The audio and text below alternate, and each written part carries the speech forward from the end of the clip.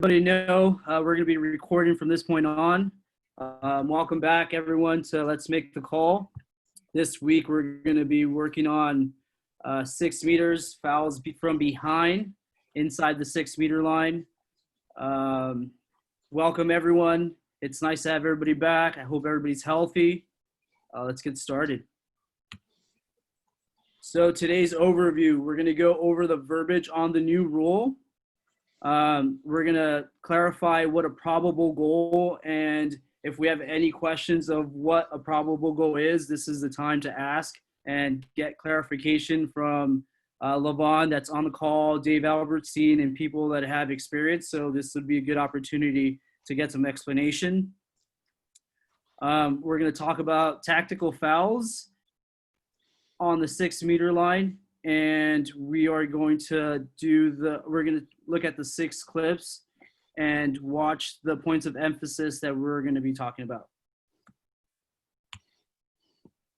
All right, so the new rule, attacking a player from behind within 6 meters. There's a couple of phrases in these sentences that are key for us to understand how to apply this rule.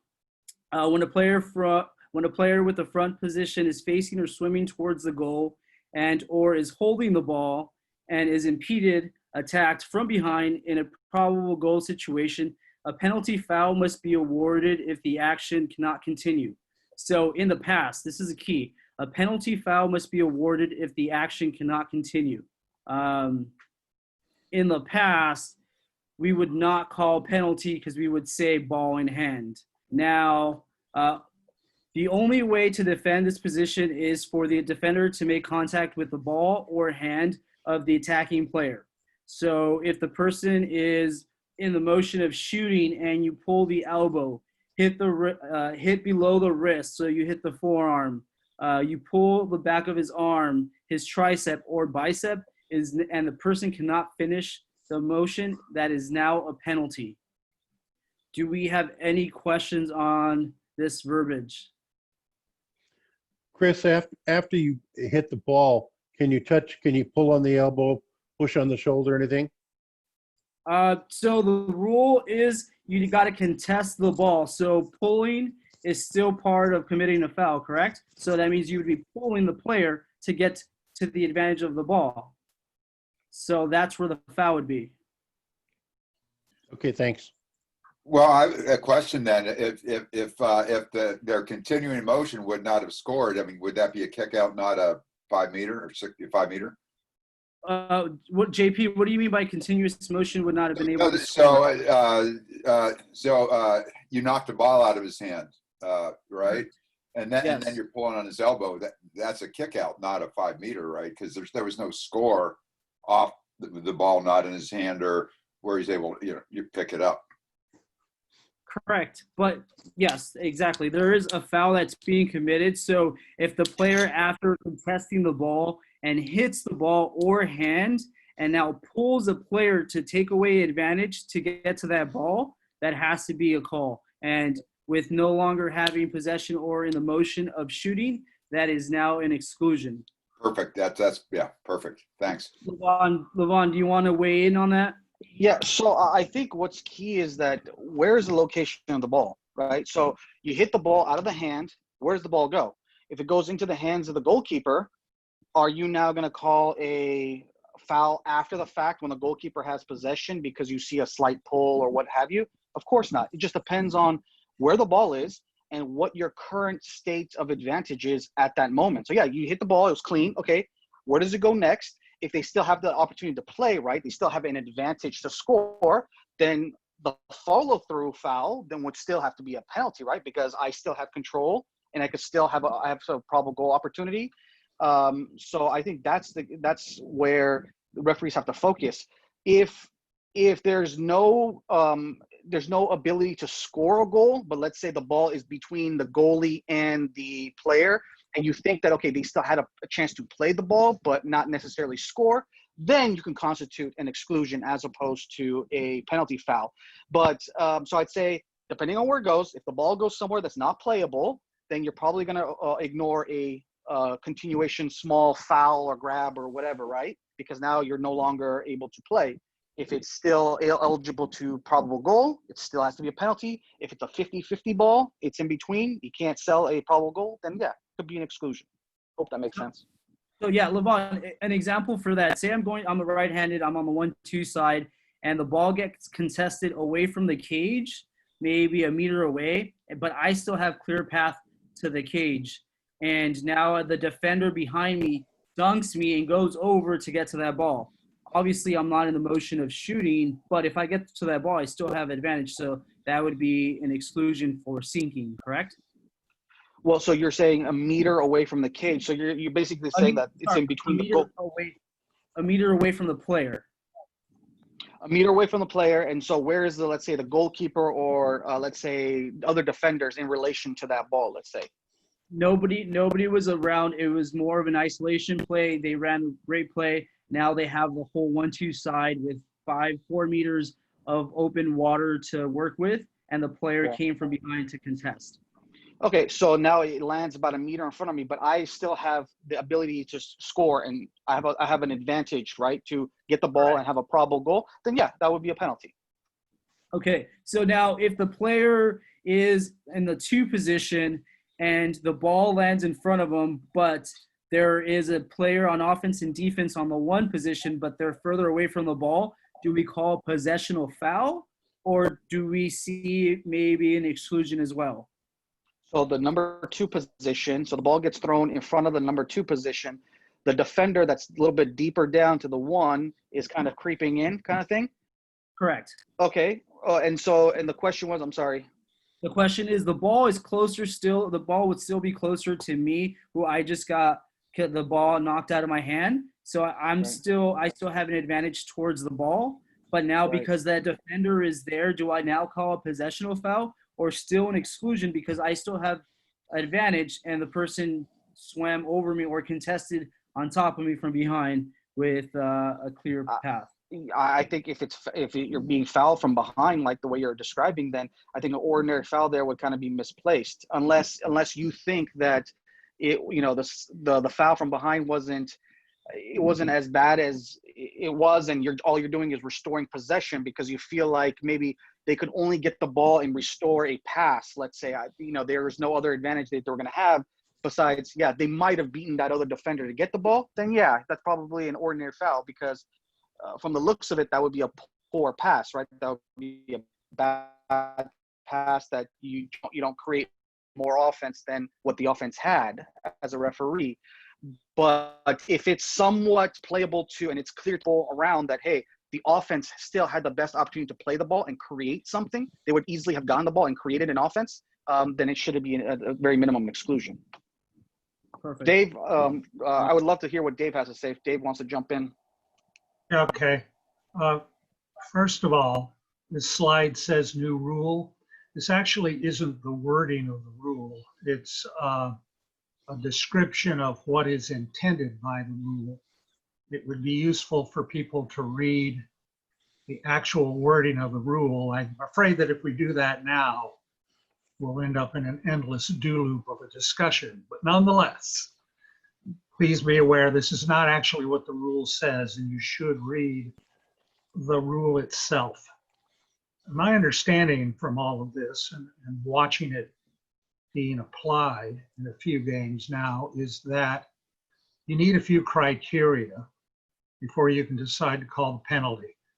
The offensive player has to have front position. They have to be facing or swimming toward the goal, as it says here.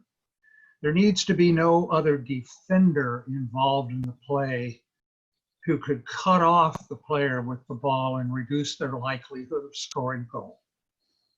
If all of those conditions are met and the player is holding the ball and is attacked from behind with contact made any place other than on the ball or the hand holding the ball, if that contact makes it such that that player cannot finish the action, then a penalty ought to be called. Now let's assume that they managed to make the miracle play from behind and knock the ball away. You've got to ask yourself a few questions. And it all, of course, depends on where the ball lands. If the ball lands right there in front of the player, where they have control of it, it's within an arm's reach and they've got control of it, and the goalie is closer to it, they're not on top of the goalie, well, then they're still in a pretty good position to score. And your next call will depend on what the defender does next, okay? If, on the other hand, the ball is knocked away from the player, but that player is still the closest to the ball and still can probably get to it, but it's out of their reach, so we can't say that they have control. It's a little harder under those conditions to call a penalty. Under those conditions, say the player is held so that they can't get to the ball after it's been knocked loose. Otherwise, they would have gotten to it. It might be appropriate there to call an exclusion.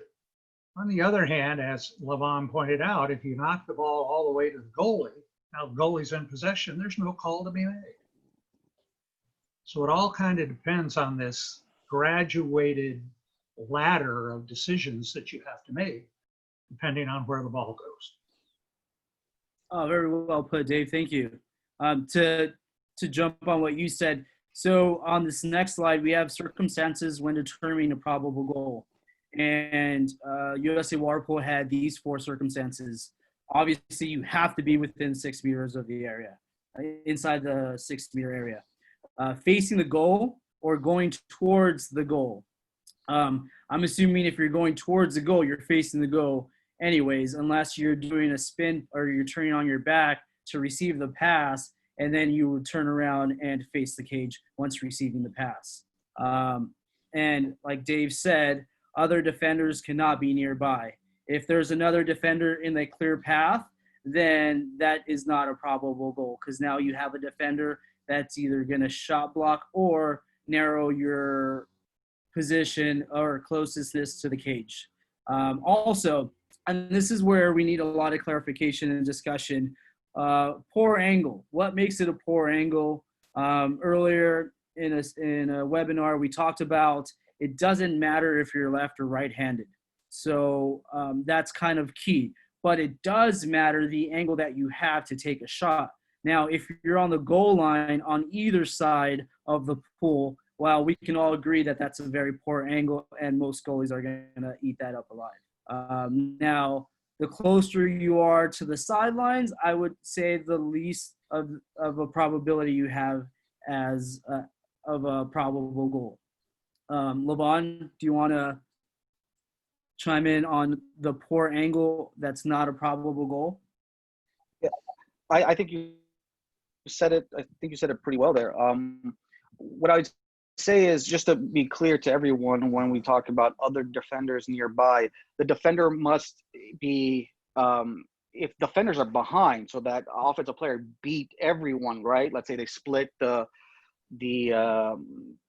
drop and they now are in front of both or 3 people, who knows? That's still, now they still have that advantage. So, but if there is defenders on the side, coming from the side, and they're close enough to make a play on the ball, that's where it's key. If you have other defenders nearby from the sides or in front that could make a play, then it definitely would not be a probable goal situation. But if they have them all beat and they're behind, yes.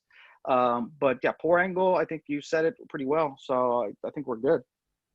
Levon, question. So the key on that is making sure that the player on offense and all the defenders are behind him to increase the chances. Now, if someone is close or parallel to that player, then that's when the chances get smaller.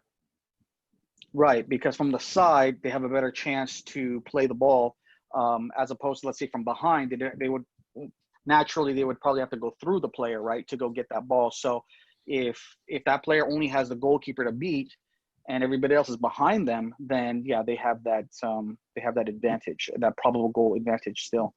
I think did Dave want to chime in? Yeah, Dave? Yeah.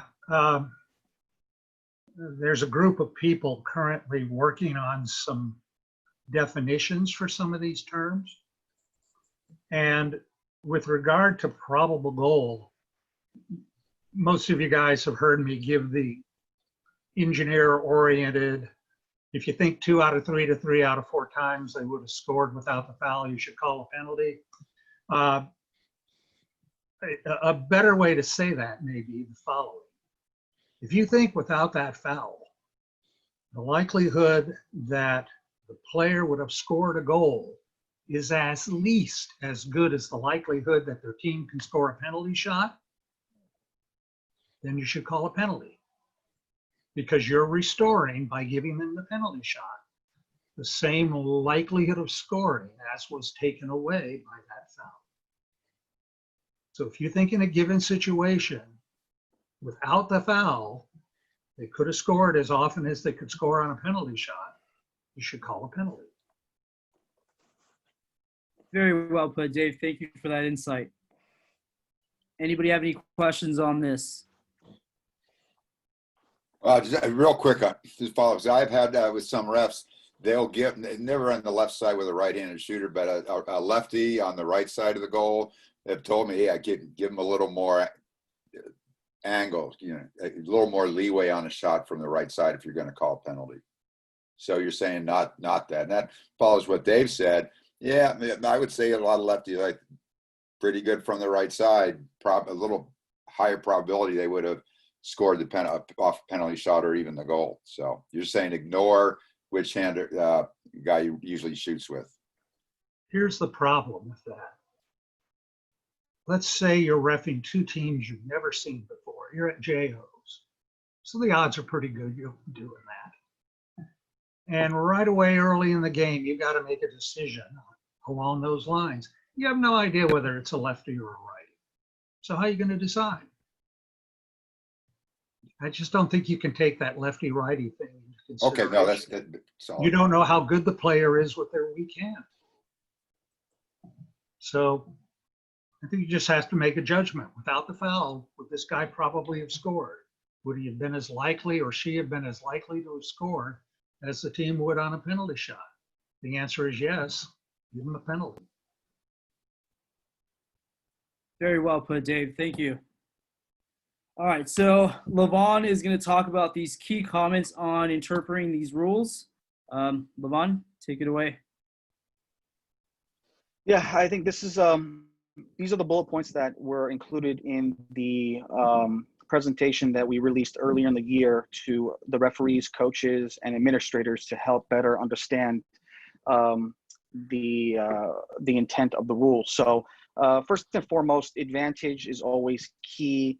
And by advantage, we mean the position of the player that is in greater position to score and continue that action and score a natural goal. I know there's been talk recently, especially on social media, about coaches' different definitions of what advantage is, but for the purposes of our sport and FINA, the governing bodies, advantage is the superior position to go ahead and then score that natural goal. That's the intent, right? So if the player is still able to score that natural goal, we must always allow that natural progression of the game to continue.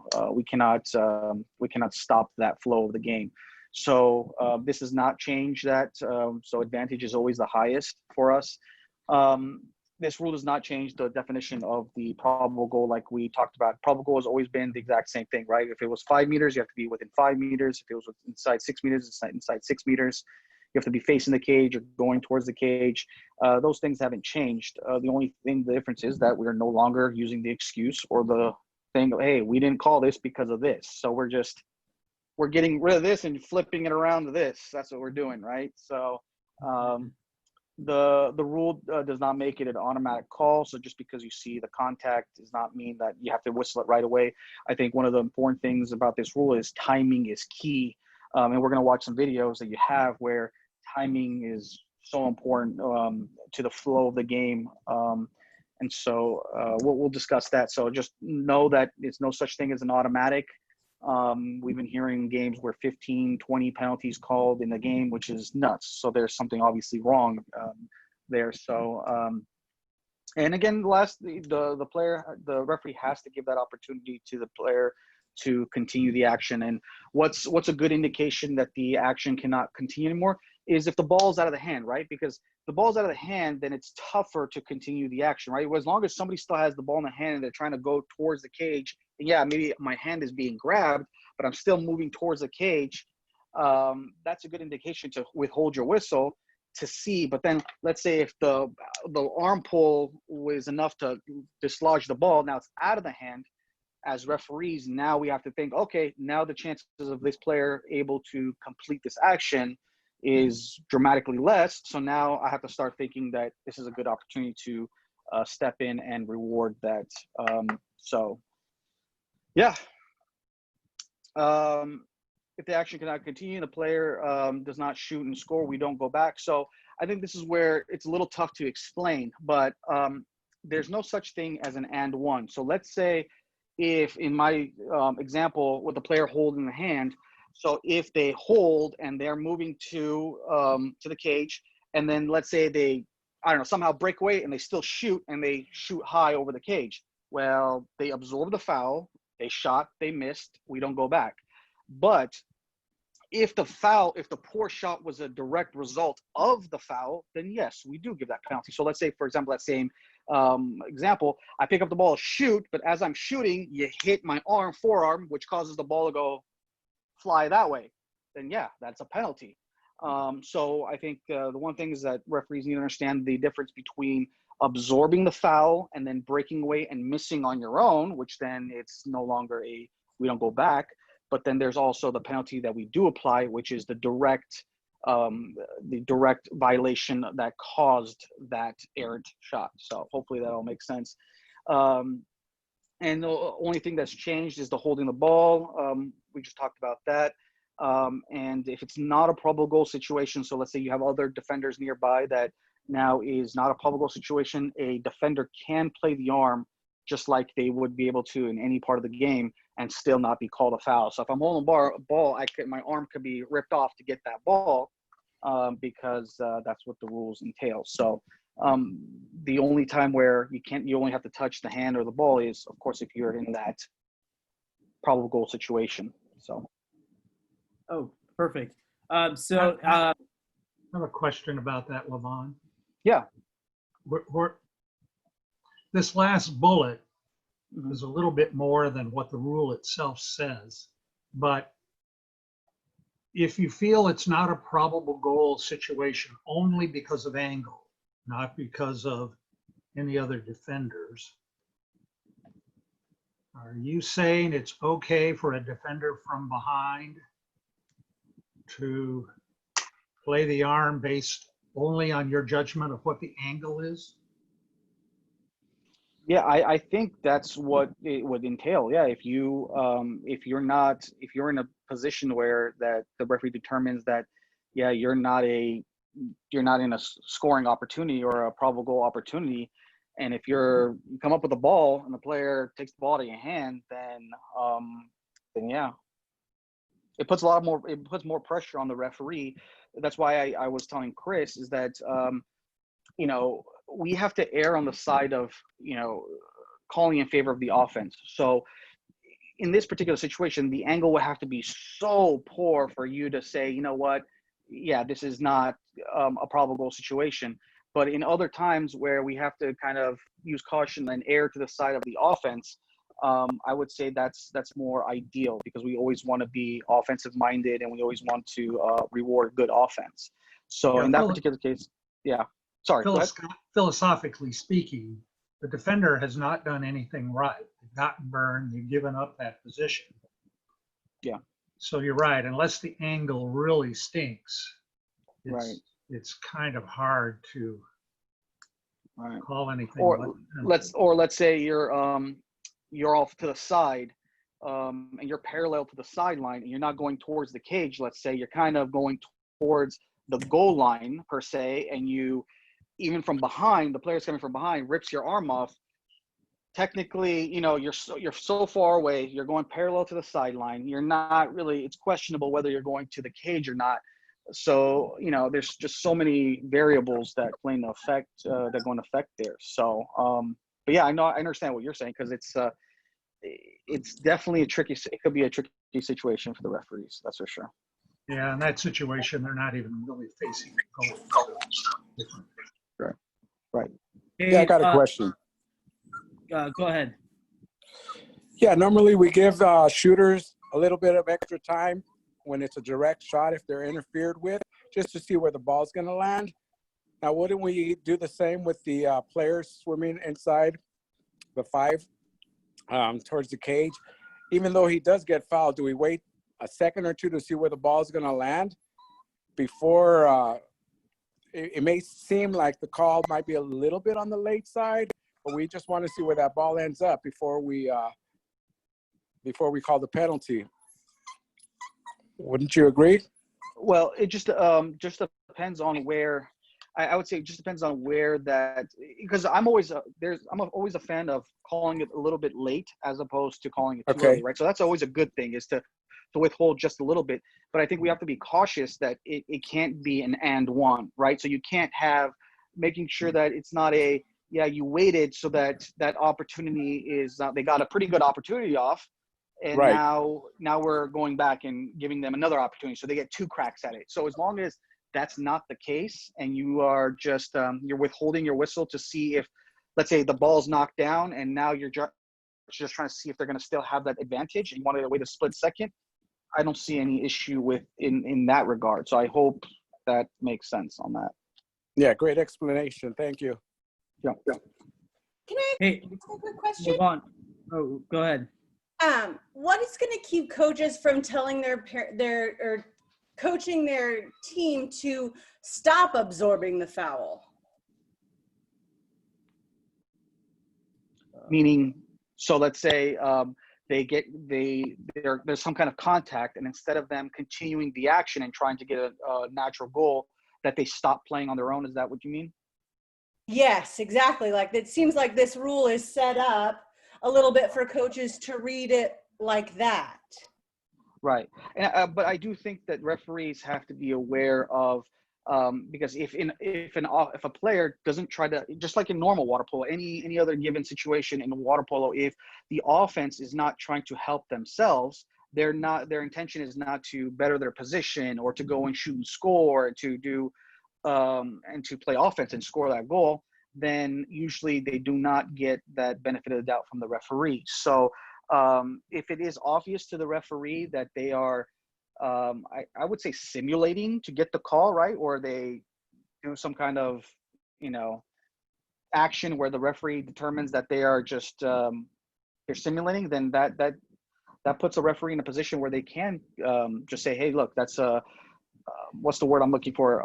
Not an exaggeration. There, we use another word for embellishment. That's kind of like an embellishment type deal, and not award that foul. Absolutely. Maybe another way to think about this, Cam, is coaches generally teach their players to keep going until they hear a whistle. And with inside water in front of the goal, you keep trying to score until you hear a whistle. Or if you don't hear a whistle and you get screwed, that's what happens. But you keep going until you hear a whistle. And it's really no different with this rule. The whistle might come a little more quickly than it used to come, but they still should just keep going until they hear a whistle. So, Dave, to have a question on that. So, if the player, like Cam said, is now no longer trying to score, and the intent is clear to everyone that the player is no longer trying to score, but they do get, impeded, or there's a foul that's being committed, is it okay just to call a possessional foul to restore that advantage? Or is it a no call? Now we let them get the ball stolen, and that could escalate to physicality. I hate trying to read players' minds. Yeah, if I can jump in there real quick, I would definitely say not to do a minor foul in that situation.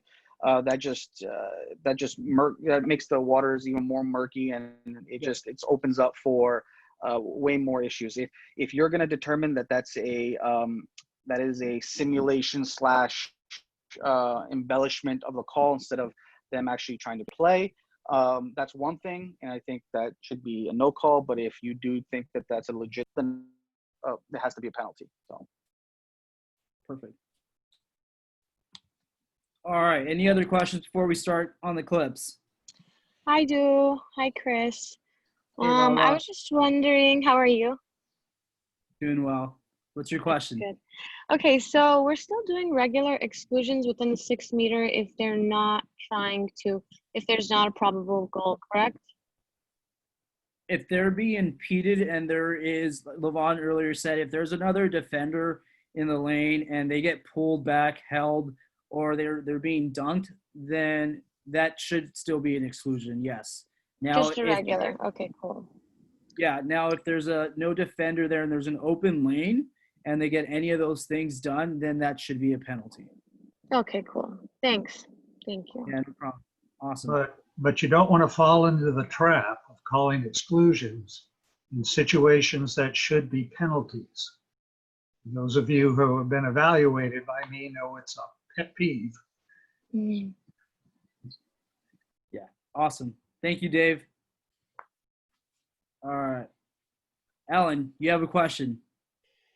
Yeah, I was just kind of following up on Layla's question there and some things that we addressed earlier. So let's say I'm at 6 meters, I've got a defender on my back, but there's another defender in front of me at 2 meters. If I pick the ball up and my defender grabs my arm from behind, it's nothing at that point. Is that correct? Because I did not have a probable goal because there was another defender in play. And because I had ball in hand, my defender is allowed to grab my arm. So I just want to make sure that that's clear because Layla's question and then the resulting answer may not have allowed for that. Does that make sense? Yes. So you're saying, so if the player is trying to make a move towards the cage, or are they trying to make a pass towards another player? I'm moving towards the cage with my own defender on my back, but there is another defender between me and the cage. So at that point, though I am going towards the cage, because it is not a probable goal due to the second defender, my defender from behind may grab my arm if I have ball in hand. And it would not be an exclusion. It would not be a penalty, but it would not be an exclusion either if I have ball in hand, unless it's over aggressive.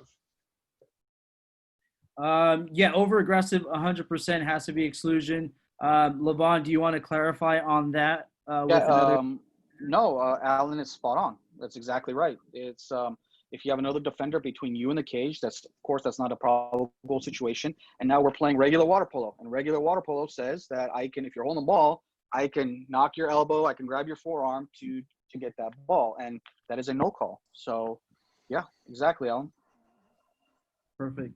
Thank you, Alan. Great question. All right, so let's move on to the clips. Things to look at in clip number 1. Play is going to occur on the 4-5 side on a transition. Take notice of the line of the attacker has towards the goal. So look at the direction. Is he improving his angle? Is he not improving his angle? Is he going towards the goal, or is he getting pushed out more towards the sideline? And then, does the defender make contact with the ball when contesting the attacker?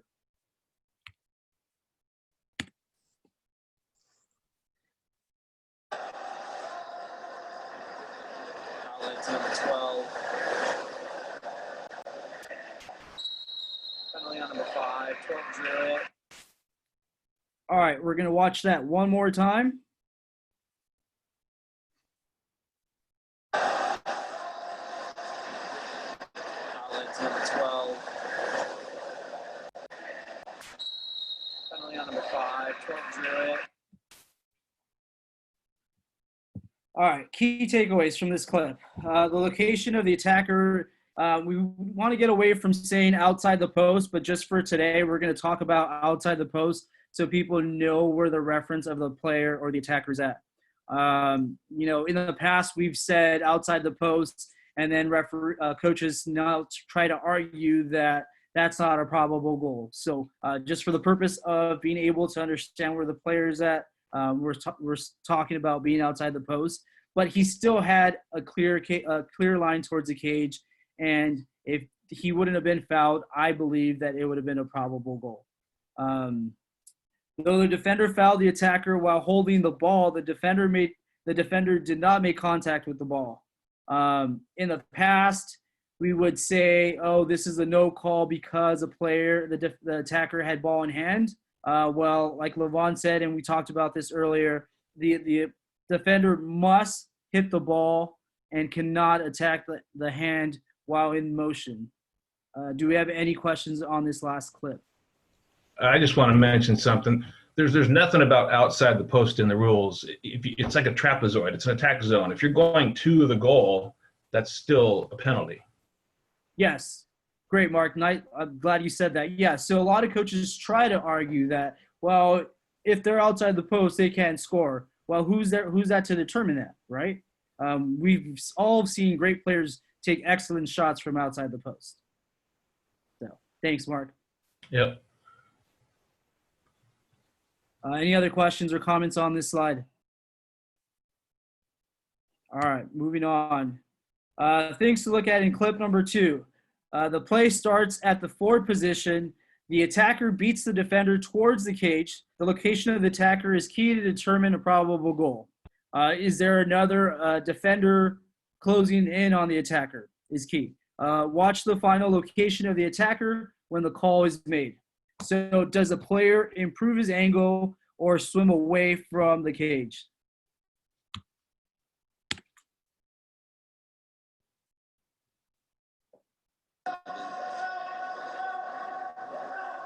AJ guarding Bennett.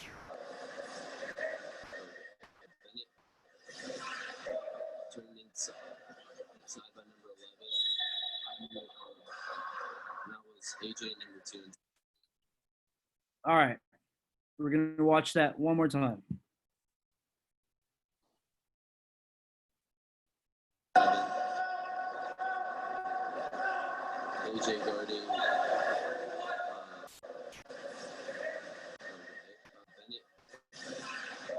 Turned inside by number 11. And that was AJ number 2. All right. So the intent of the defender trying to recover puts him in behind from the attacker. So on the last one, he spins, and when he counter spins, he pushes down on the guy's shoulder on the right side, and that's where the penalty is now called. In the past, people would have said, hey, ball in hand, but again, we're moving away from that, and that's a clear example of a penalty being called from impeding from behind. The attacker's final move was to improve his angle.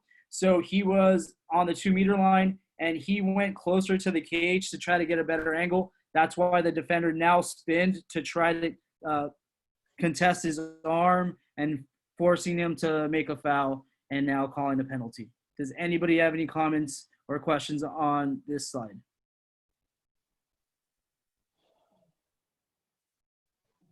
I just have a question for Levon.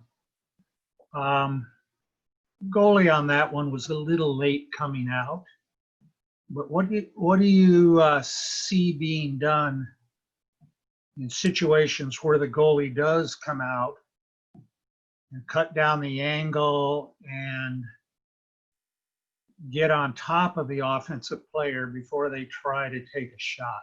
You'll see it later. How do you handle the probable goal assessment in that case?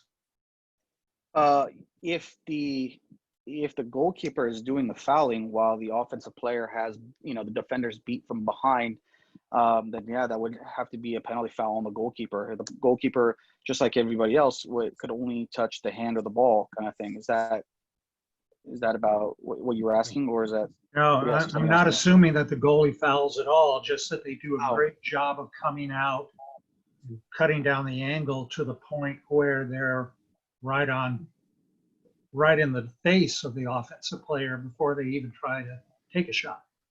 And would that be a probable goal is the question. So now you have like the player sandwich kind of thing from behind. Exactly.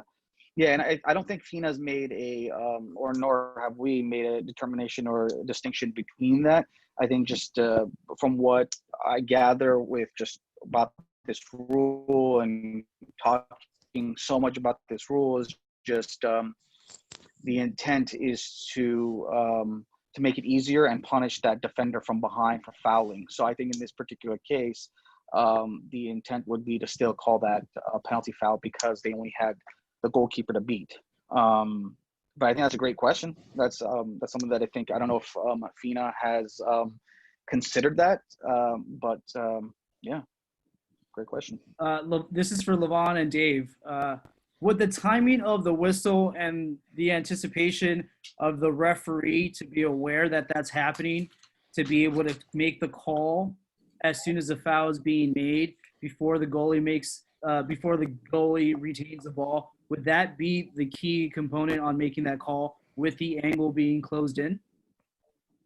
Right. I think that's one of those things where, as I was mentioning earlier, that the timing is critical. So if the referee sees a foul occurring, but then sees the goalkeeper, right there is coming out and is within a stroke of stealing that ball, the referee has to start thinking in their mind, okay, now the likelihood that this play can continue is dramatically less. So now I got to step in and make this call now before the ball is stolen.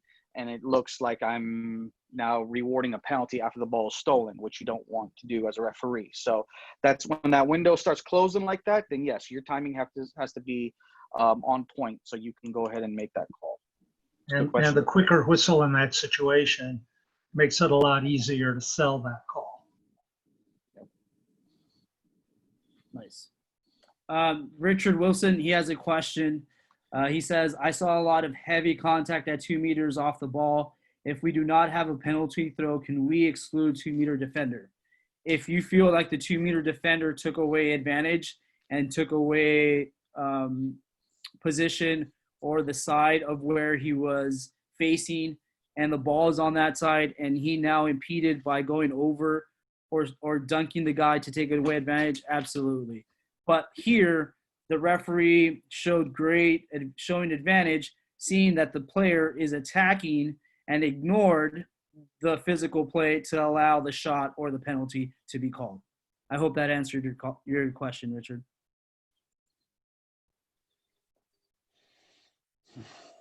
All right, awesome. So things to look at in clip number 3.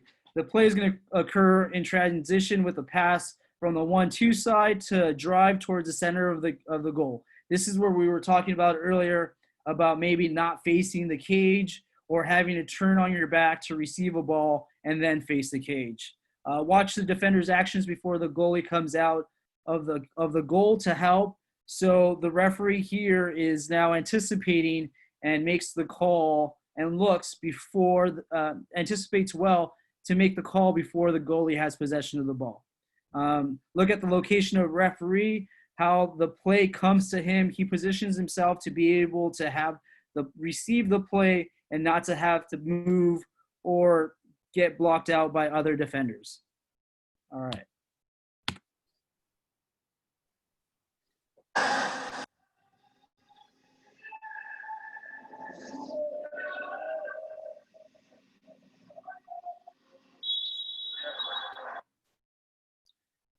In the past, I will say I was guilty. I would have made a no call in my earlier days because it looked like he turned around and had the ball in hand. But here the defender is still impeding. So with the new rule, it has to be penalty. So we're going to watch this one more time.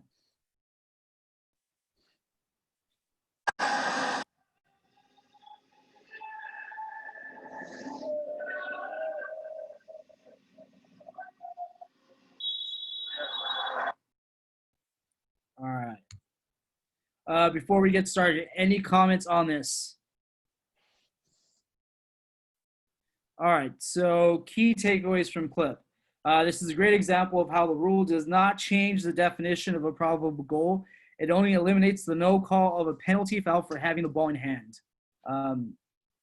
Even though the goalie knocked the ball out of the attacker's hand, the defender was sinking the attacker from behind, taking away the probable goal. So yes, he was holding onto the ball, but he was being held and he was sinking the player down.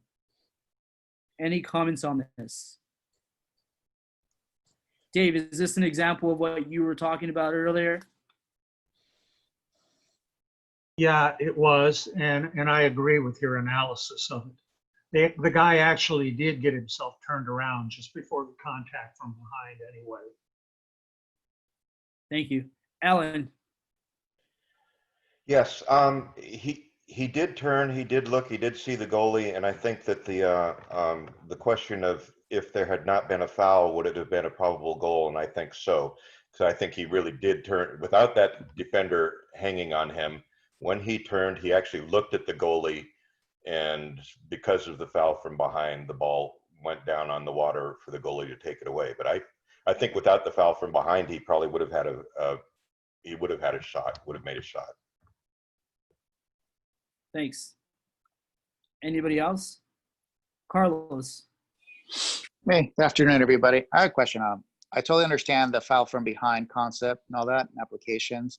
What are we going to do about goalie fouling from the front? Let me take it to the extreme where the defender just gives up, doesn't even continue playing defense anymore, just lets the guy goes on. And let's say we have a guy that's like wants to show off, goes way so close up to the goalie that the goalie, as the player is shooting, hits him in the arm and the ball hits the bar.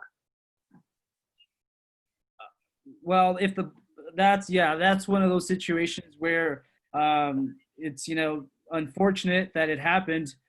In clip number 5, we have an example of what you just described, except for the ball hitting the crossbar. So hopefully that example will answer your question. All right. Anybody else? All right. So in clip number 4, the play occurs at the center position with the ball being passed in from the fourth position. Watch the location of the defenders prior to the call being made. Other defenders are going to come and help. Just try to see if the player on offense is ahead of all the defenders to see if it's a probable goal. Referee's location when making the call is key. He is on top in the right position to be able to determine what the call is. All right.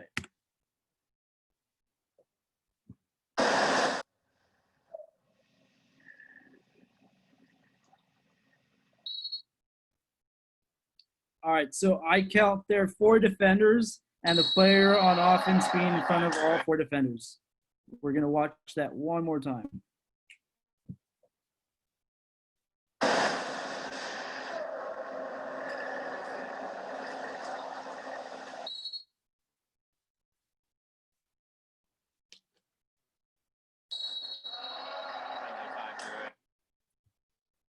All right, so one thing that we don't have is we don't have multiple angles on this. From our angle, it's kind of a little hard to tell if he fully got around. I believe so. I don't think the official would not have made the call if he didn't feel that he was facing the cage. So that's first of all. If we had another angle, we would be able to clarify that.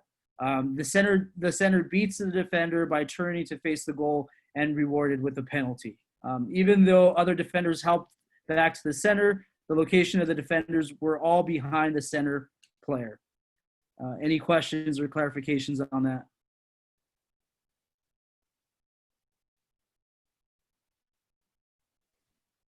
Hey, Chris, for sake of argument, say he didn't actually get all the way around, but he gets to turn and he's like perpendicular to the cage, so he's still facing the sideline, but he still has everybody behind him. In that case, is it still the penalty, or do we have to go with an exclusion because he is facing away? It's the benefit of the doubt. If he does a quarter turn and you can see that he has a probable shot and he can actually take a shot with his strong arm or with the ball in hand, then I would call penalty. If his face is still facing, because you can turn your head and you can see the cage if you do a quarter turn. But if you're not facing the cage and you're facing away the opposite direction, you turn, you're facing now the sideline, not the cage. Does that make sense? Yeah. Didn't we always say you're supposed to be past 90 for it to be a penalty? Yeah, so the quarter turn, right? Is that what you're talking about, Mark? So Yeah, Chris, I'm saying we always said past 90 to be a penalty. right. And if I could jump in, Chris, if they do just that quarter turn and they're not facing the cage fully yet, right? So this new rule would not apply. So they can technically hit the arm, right? It's only if you're facing the cage or going towards the cage But can you still call the penalty with a quarter throw, with a quarter turn? Yes, but just the fact of like they have to release the ball. Now you're just playing normal water polo, right? We're back to what normal water polo was. And like Mark just said, we usually want to go a little bit past that quarter turn. We want to go at least a little bit past, what do we say, 90, so that we could to sell that call. So just I don't want people to conflate the two. So it won't, the new rule won't apply, but you still have a possibility to call a penalty. So Levon, if now, just so we get clarification and people don't be like, well, he wasn't facing the cage and now he gets pulled back and gets yanked, that should still be an exclusion, correct? Easy. Yeah. So like in that particular play where there's a defender coming from that 4-5 side and is close enough to make a play, had he not turned the way he did and was just facing, let's say, the attack referee facing the 4-5 side and was being fouled, then yeah, that would just be an exclusion as opposed to a penalty. But had he turned, again, just a little bit more, and now he's facing the cage because now he turned just slightly more, then that's when your penalty starts coming into question there. Yeah, there was no doubt there was at least an exclusion at minimum there. Yes, correct. No, 100%. And that was a great question, Easton. Clarification on quarter turn facing the cage, still in the process of turning. These are all things that we need to be able to determine what a probable goal and if the player is in a position of a probable goal. So great question. All right, moving along to clip number 5. Carlos, hopefully this one answers your question. Look at the location of the attacker and his body position towards the goal. Be aware of the intent of the defender. Should a penalty have been called? Carlos, sorry, it's the next one that is the one with the goalie, so I apologize. This one will not be it, but this one's still a good clip.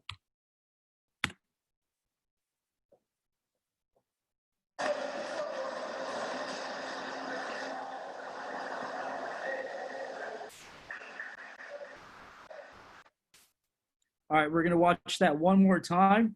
Dave, I would love to hear your input on this call.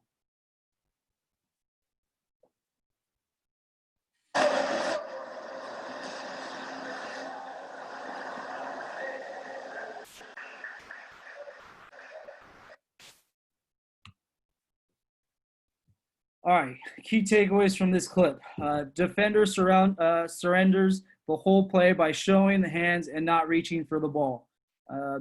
Referee then, after the no call, puts both hands up to indicate to everyone and to the coach across the pool deck that the defender was showing hands the whole time. Referee did a great job of being patient and not immediately making a penalty foul, the automatic call. And this is what Levon was talking about. Just because you're inside the 6 meters and you're going towards the cage doesn't make this an automatic call. If the defender is clearly trying to show, hey, I'm not trying to foul, let's see if the person can finish, and then loses the ball and allows a goalie to come and get the ball, then that's fair play.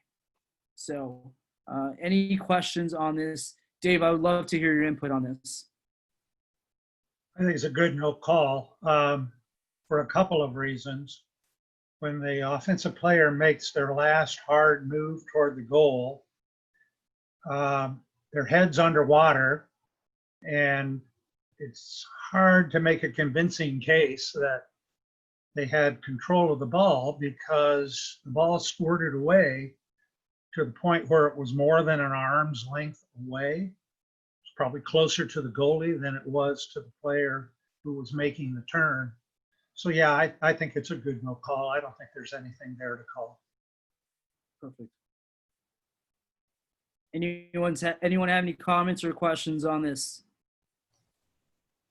I would agree on that too, because I think when the hard contact occurred, he was actually holding the ball, and then he put both hands up, and he wasn't facing the goal at that time. Nice. Thanks, Mark. All right, moving on to the last clip. The play happens at half court in the center of the pool with an overpass to the center position. Determine if the defender makes contact with the ball, and then determine what the goalie's intent is on this play.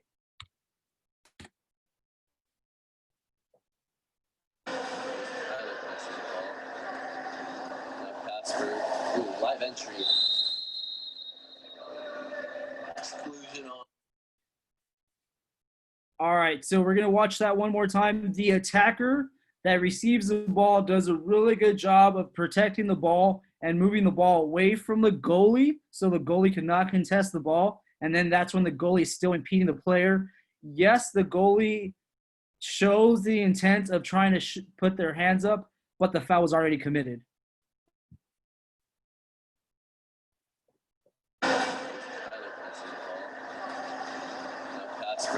Ooh, live entry.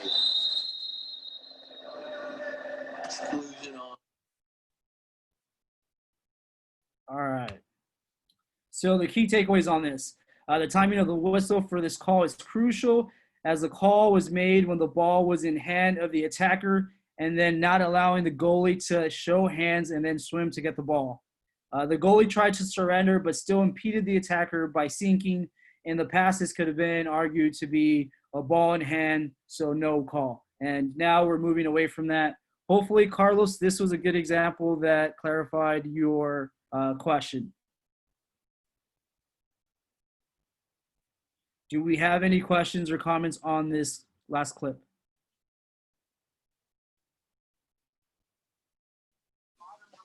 So just to clarify, in this case, I mean, I can see the player being around the goalie, but my thing is like, so my question is, in a sense, can the goalie foul, being that he's the last line of defense, nobody behind him, nobody in the goal, could like the offense without any other defenders as he's shooting and the goalie hits him in the arm, you know, can the goalie do that? And are we calling that a penalty if it doesn't go in, or is that a legal play that goes on like regular, like in the past?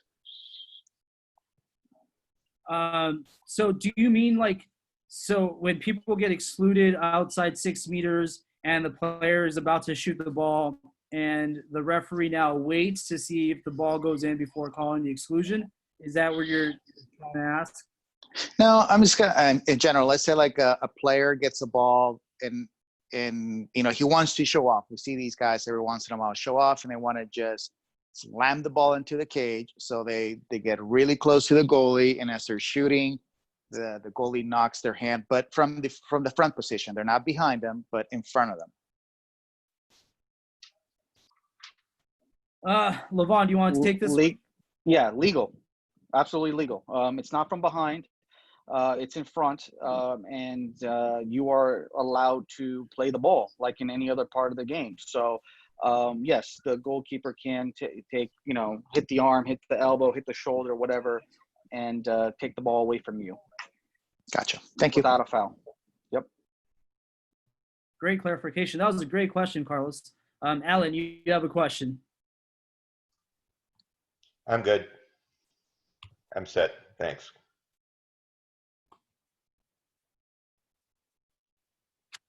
All right. Well, hey, thank you guys, everyone. Hopefully this was helpful. If anybody has any further questions, let me know. I can send you guys extra clips.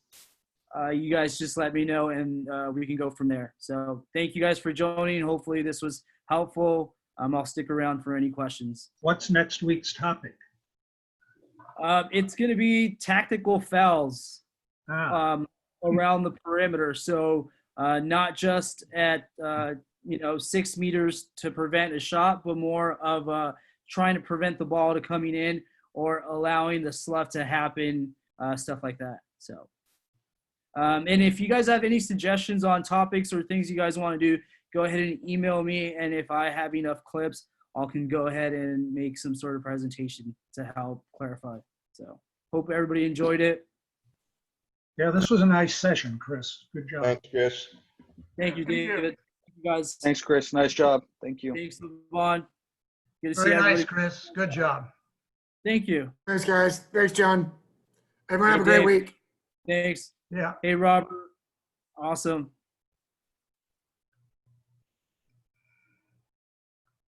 Yeah, thanks very much, Chris. This is great.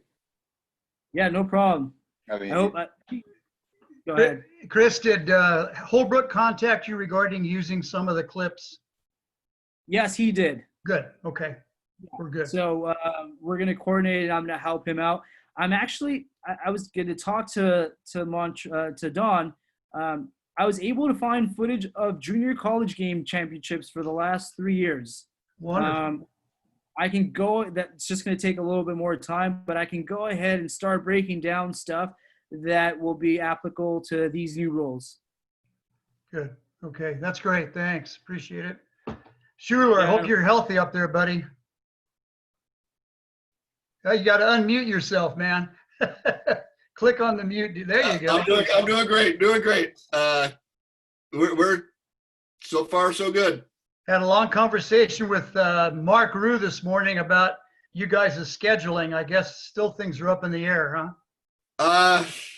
Well, we got to redo our conference scheduling and our tournament schedule. We're losing a week out, so we got to figure out how we're going to do that and how we're going to do tournaments.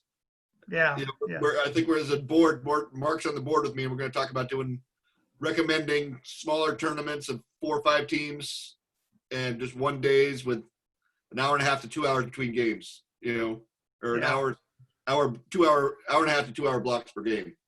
So kind of shorten it up a little bit. So make those referees earn their money, buddy. They're going to be a long day for short pay. There you go. So we'll have to get sandwiches. All right. Good talking to you, Pete. Right, thanks again, Chris. Okay. No problem, Mr. Montrella. Yeah, Hey, bye-bye. Pete. I'll get you a good sandwich, Chris. Don't worry about it. I'll take Yeah, I care. was about to say, last time they ate my sandwich and they ate my donut, so good to be there. Nice, awesome. Good job. Thanks, Pete. Thanks. How's things? Are you guys back in the water out there at all, or? Yeah. We've John's been running a swim class all summer, so we're the state's test baby. So he's been doing great. They've had no problems. You know, everybody gets their own lane. They show up, swim, leave.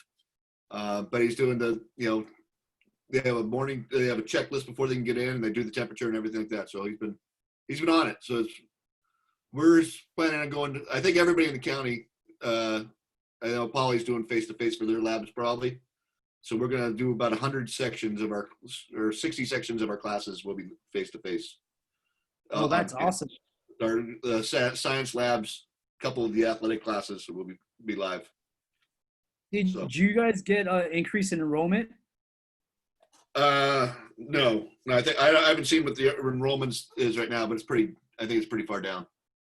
Okay. So, but I think I got my kids coming. So, nice. That's key. So hopefully, we keep everybody healthy, and we'll be going we'll have a 2-hour practice every day. I have 2 different classes. They'll be in ATHL classes, and then we'll start in the spring. Well, you guys are going to be ahead if you guys are swimming this whole time. And other colleges, I think Cerritos and Golden West, they're not even going to get in the water till. I know, but I don't know if we'll have much of. I mean, teams aren't going to be spending the night, so it's going to be. We may be driving a ton. We have to be getting out of the road. No, you'll make it out to LA and Orange County a little bit more this next season. So that's not exciting. But see, the people should come up here since we don't have this bad. It's safer here. Well, you're gonna have to start budgeting to find places to stay, or if it's 1-day tournaments, are you gonna be out from 7 to 7 and then drive all the way back to SLO? I don't know. We'll be illegal. John and I are gonna try and mix it up. I think we'll have to travel because I won't be legal driving because we have a commercial. I have to have a commercial license, so I won't be legal driving. So we'll have to stay. They haven't said no to staying overnight, but they haven't said yes. They haven't said anything yet. So we just have to plan for everything, John and I, all our coaches. Yeah. Okay. So this sucks. Awesome. Hey, Belle and I are taking a trip to Mad River the first week of September, and I think we might be passing by your town on the way up there. Stop by. We'll have coffee or beer whatever time you get through here. Nice. Awesome. Awesome, Pete. Well, hey, it was good seeing you. Bella says hello. Yeah. I always catch up with her first in the chat. Oh, nice. All right. Well, hey, Pete, it was good seeing you. Thanks, everyone. You got. See you, Chris. See you, Bella.